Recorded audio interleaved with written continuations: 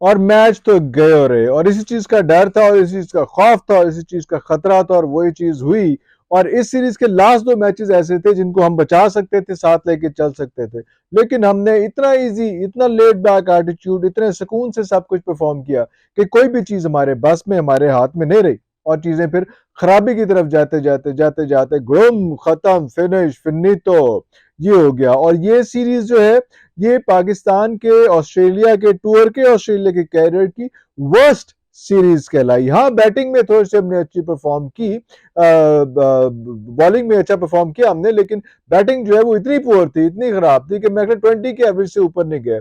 मतलब हार्डली दो तीन प्लेयर्स थे जिन्होंने 50 टापी, 100 हम लोग कोई नहीं कर सके इसमें। और ये जो 6 इनिंग्स थे उसमें बहुत बहुत से मेजर लोग थे, सब लोग थे जो बिल्कुल भी परफॉर्म नहीं कर सके, और बहुत ही बेकार किस्म की इनिंग रही। अब ये आखिरी भी जो था, हम कोशिश कर रहे थे, जो बेस्ट फाइंड थी आमिर जमाल थी, कोशिश कर रहे थे और आखिरी ख्वाहिश थी हमारी कि यार ये जो रिजवान और आमिर जमाल जो है ये दोनों खेल के निकल जाएं। लेकिन हमारा मसला ये आता है कि जो पहला हाफ होता है, बल्कि हमारा नहीं, टेस्ट सीरीज में हर ही टीम का ये एक इंपॉर्टेंट फीचर है कि जो ओपनिंग और लंच तक का, लंच के बाद का सेशन और टी के बाद का सेशन जो है फिर कोई बचा जाता है, लेकिन जो ओपनिंग सेशन होता है उसमें हमेशा हर टीम के लिए जो है मुश्किल होता है। और हमारे साथ भी यही हुआ, पोले से रन किए हमने, ना आमिर जमाल चल सका, ना रिजवान चल सका, और वो वहां पे जो है हम क्लैप्स कर गए। थोड़े से रन थे, उन्होंने 3 ही मिनट रन मुका के जो है सीरीज खत्म कर ली।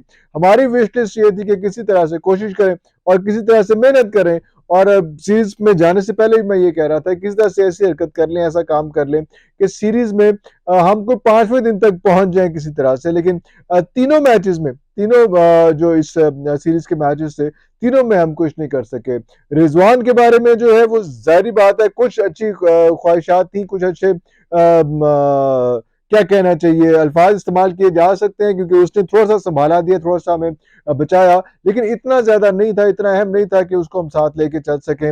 यस, खुरम शहजाद बड़ी अच्छी फाइंड थी, जबरदस्त था, पोटेंशियल नजर आ रहा है इसमें सैम अयूब में भी, कि सैम अयूब जो है उसको भी थोड़ा सा हम आगे लेके चल सकते हैं, आगे आने वाले टाइम पे अच्छा प्लेयर, अच्छा जबरदस्त साबित हो सकता है। लेकिन इसके साथ साथ ये इंपॉर्टेंट फीचर है कि हमने अब्दुल्ला शफीक को क्या करना है, ये इंपॉर्टेंट फीचर है कि हमने उसको क्या करना है, इमामुल हक को क्या करना है, ये भी एक इंपॉर्टेंट फीचर है कि इसके बारे में बात करनी चाहिए कि हमने जो है वो जो तीसरा है, मुझे उसका नाम नहीं याद आ रहा, इतना इंपॉर्टेंट आदमी है उसका नाम ही याद नहीं आ रहा, सऊद शकील, उसका उसका क्या करना है। ये 3 लोग जो है इनके बारे में क्या इनपुट होनी चाहिए, कौन सी ऐसी रॉकेट साइंस थी, कौन सा ऐसा मसला था कि हमने लास्ट मैच के अंदर जो है वो सारा कुछ करने के बाद भी शाहीन शाह अफरीदी को नहीं खिलाया। कुछ लोग कहते हैं कि हम इसलिए नहीं खिलाया कि हम हार तो चुके थे, चलो कोई बात नहीं, आगे चल सकते हैं, लेकिन व्हाइट वॉश का धब्बा जो है अपने मुंह पे लगाना जो है वो क्या जरूरी था।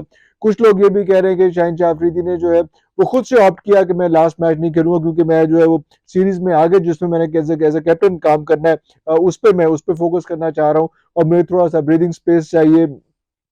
अगर तो ये शाहीन शाह अफरीदी की कॉल थी और उसको उसकी कॉल पे रोका गया और उसको मैच नहीं खिलाया गया, इट वाज नॉट गुड। अगर ये पीसीबी की कॉल थी, दैट मेक्स लिटिल सेंस, बात ठीक थी, उसे नहीं खेलना चाहिए था।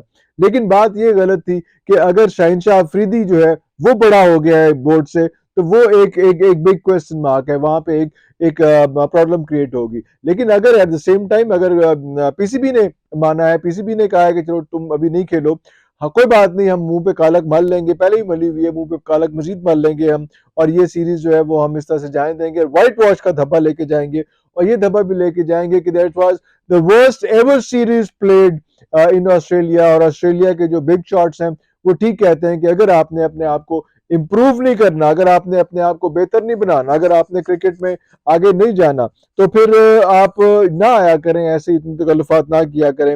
मेरा ख्याल है ये बात बिल्कुल ठीक है कि अगर हमने सिर्फ T20 फॉर्मेट ही खेलना है, अगर हमने उससे आगे नहीं निकलना, और अगर हमने वहीं पे जमे रहना है और वहीं पे हुक्ड अप रहना है, तो फिर हमें भी थोड़ा सा लिहाज करना चाहिए, ऐसी जाके जो पे मुंह काला नहीं कराना चाहिए।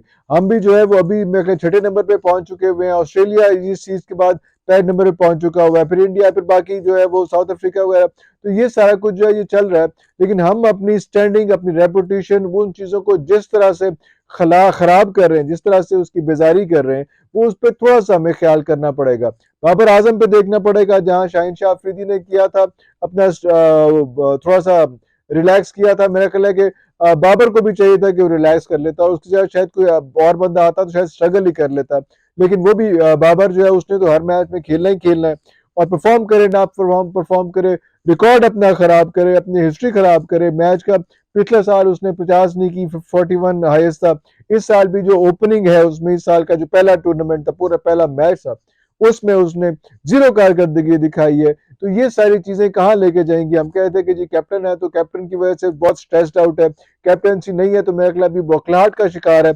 उसे समझ ही नहीं आ रही कि जब आप कैप्टन नहीं होते तो ग्राउंड के अंदर बिहेव कैसे करना होता है, परफॉर्म कैसे करना होता है।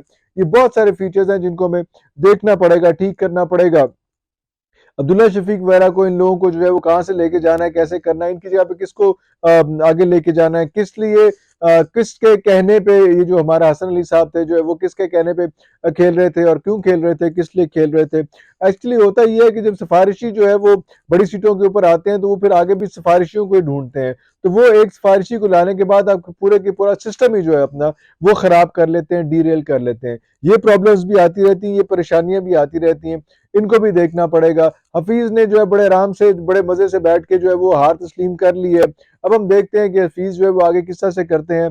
यस, बैठ के बोलना, मुख्तलिफ चैनल्स पे बैठ के बोलना, मुख्तलिफ जगहों में बैठ के बोलना वहाब रियाज के लिए भी बड़ा आसान है कि हर जगह पे जहाँ पे दिल चाहे जैसे करें आके बैठ के बोल ले। लेकिन अब जब परफॉर्म करने की बारी आई है, जब जिम्मेदारी लेने की बारी आई है, जब आप बोल रहे होते हैं, तो वैसे टेक्निकली जो है आपको इस किस्म के सीट्स, इस किस्म की पोस्ट पे नहीं बैठना चाहिए, क्योंकि वो वहाँ की हीट और तरह की होती है।